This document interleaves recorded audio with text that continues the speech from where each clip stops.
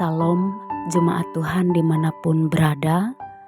Berjumpa kembali dalam program BSJD GKE bersama saya Pendeta Sumeni yang melayani di Calon Resort GKE Petak Bahandang.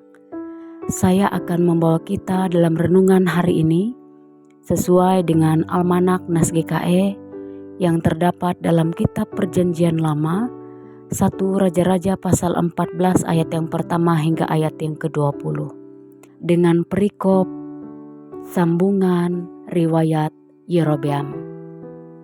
Saya hanya akan membacakan dari ayat yang ke-7 hingga ayat yang ke-9 yang berbunyi demikian. Pergilah, katakan kepada Yerobeam, beginilah firman Tuhan Allah Israel.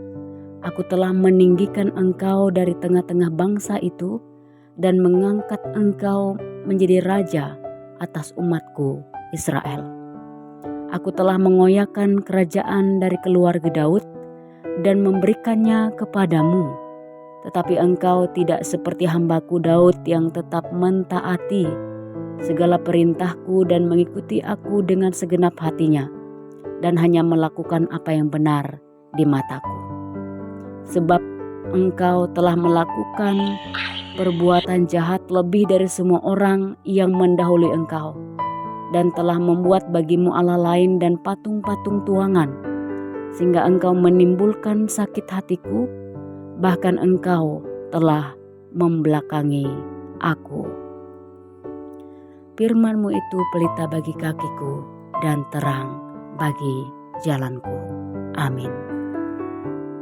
Yerobeam berasal dari suku Efraim, ayahnya bernama Nebat dan ibunya bernama Jeruah.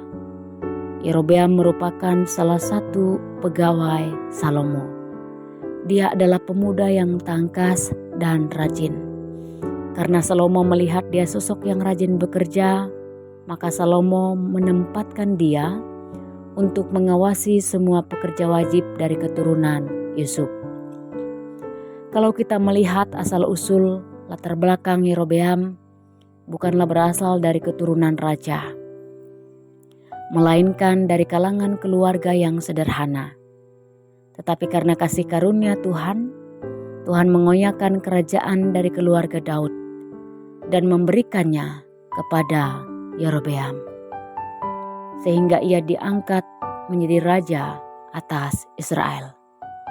Tuhan telah memberikan keistimewaan besar kepadanya, sampai rela merobek tahta dari orang yang sangat dikasihinya. Begitu luar biasanya kasih Tuhan atas kehidupan Yerobeam.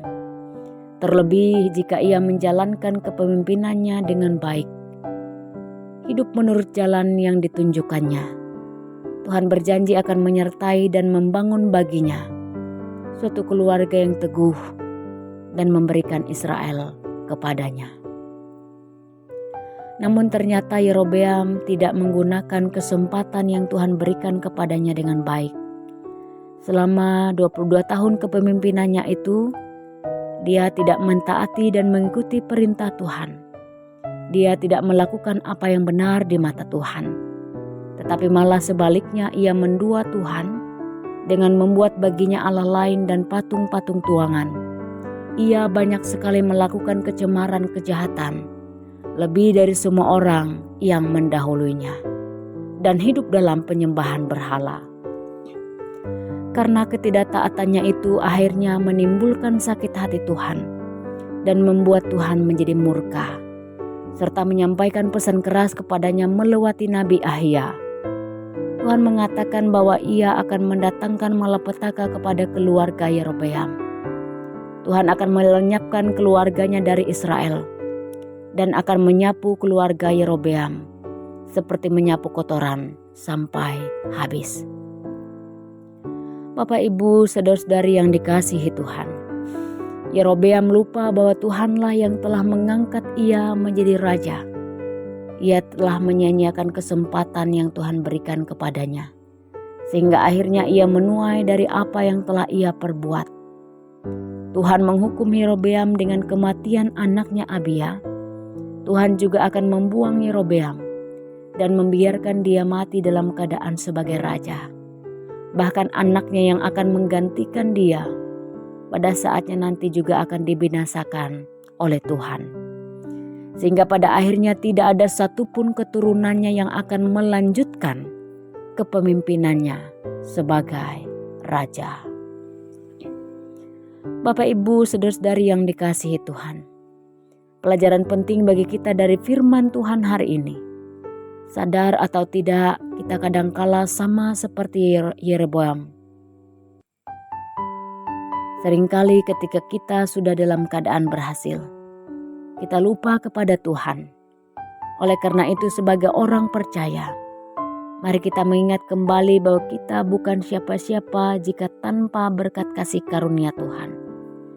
Kita orang berdosa yang tidak layak dan tidak punya apapun, karena semua yang kita miliki berasal dari Tuhan. Oleh sebab itu ketika Tuhan sudah mengangkat derajat kita, ketika kita sudah dalam keadaan yang mapan, ketika kita dipercayakan untuk mengemban tugas jabatan dan kekuasaan, dan ketika kita sudah dilimpahkan begitu banyak berkat, jangan pernah melupakan Tuhan. Mari kita terus mengingat dan menyadari bahwa semua yang kita terima dan kita miliki hingga saat ini adalah pemberian atau mandat dari Tuhan yang seharusnya kita gunakan untuk menyatakan kebaikan dan kasih Tuhan. Lakukan dan jalankan semua jabatan kekuasaan harta benda dengan hidup dalam ketaatan dan kesetiaan kepada Tuhan. Jangan kita mengulang kesalahan yang sama seperti yang dilakukan Yerobeam. Dia menggunakan jabatannya untuk melakukan kecemaran dan kejahatan.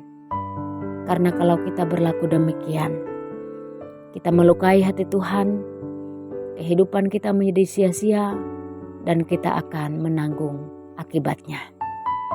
Mari hargai pemberian Tuhan dengan mengelola dan menggunakan semua yang sudah Ia percayakan kepada kita sebagai sarana menjadi berkat bagi sesama dan untuk kemuliaan bagi namanya. Amin. Bapa yang baik, kami mengucap syukur dan berterima kasih karena sudah mendengar firman-Mu. Kiranya firman-Mu tidak berlalu dengan sia-sia, melainkan menjadi pedoman bagi kami dalam menjalani kehidupan di tengah-tengah dunia ini. Terima kasih karena Engkau telah mengingatkan kepada kami agar kami bisa mengelola semua berkat Tuhan yang dipercayakan kepada kami dengan baik. Biarlah kami boleh menggunakan apa yang ada pada kami untuk menyatakan kebaikan bagi sesama dan untuk memuliakan Tuhan. Sepanjang hari ini kami akan melangkah melaksanakan setiap tugas pekerjaan kami masing-masing. Bimbing kami selalu ya Tuhan, agar setiap kata dan perbuatan kami boleh berkenan kepadamu. Dalam nama Tuhan Yesus, kami siap melangkah dalam tuntunan dan pemeliharaan Tuhan. Amin.